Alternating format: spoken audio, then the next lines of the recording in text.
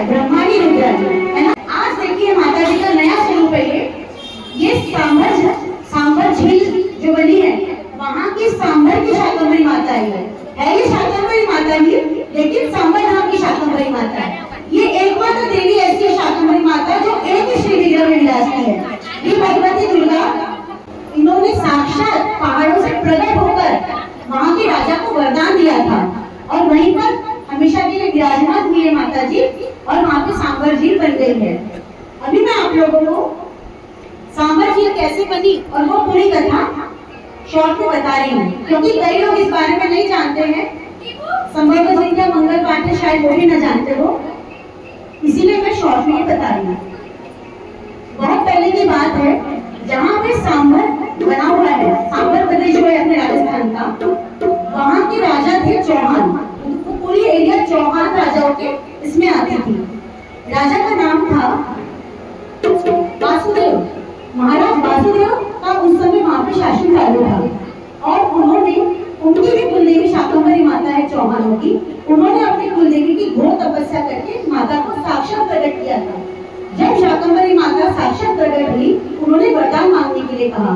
तब महाराज बोले कि माँ, मेरा राज्य पानी और अन्न धन के साथ पैसे से भी गरीब है, इसलिए आप मुझे धन संपदा का वरदान दीजिए। इस पर शाकंभरी माता ने प्रसन्न होकर उनसे कहा कि हे राजा, आप अपना घोड़ा दौड़ाइए, जहाँ तक आपका घोड़ा जाएगा वहाँ तक की भूमि को मैं चांदी की खानों में परिवर्तित कर दूंगी। लेकिन एक बात याद रखना कि जहाँ भी तुमने पलटकर पीछे देखा, वहीं पर यह प्रक्रिया रुक जाएगी। महाराज अपने घोड़े पर सवार होकर आगे आगे चलते गए। काफी सारा एरिया उन्होंने कवर कर लिया।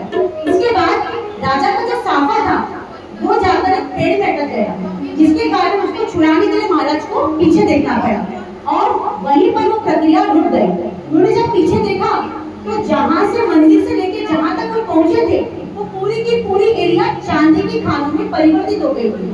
राजा प्रसन्न मन से अपने घर पर गए और अपनी माता श्री को भी ये बात बताई।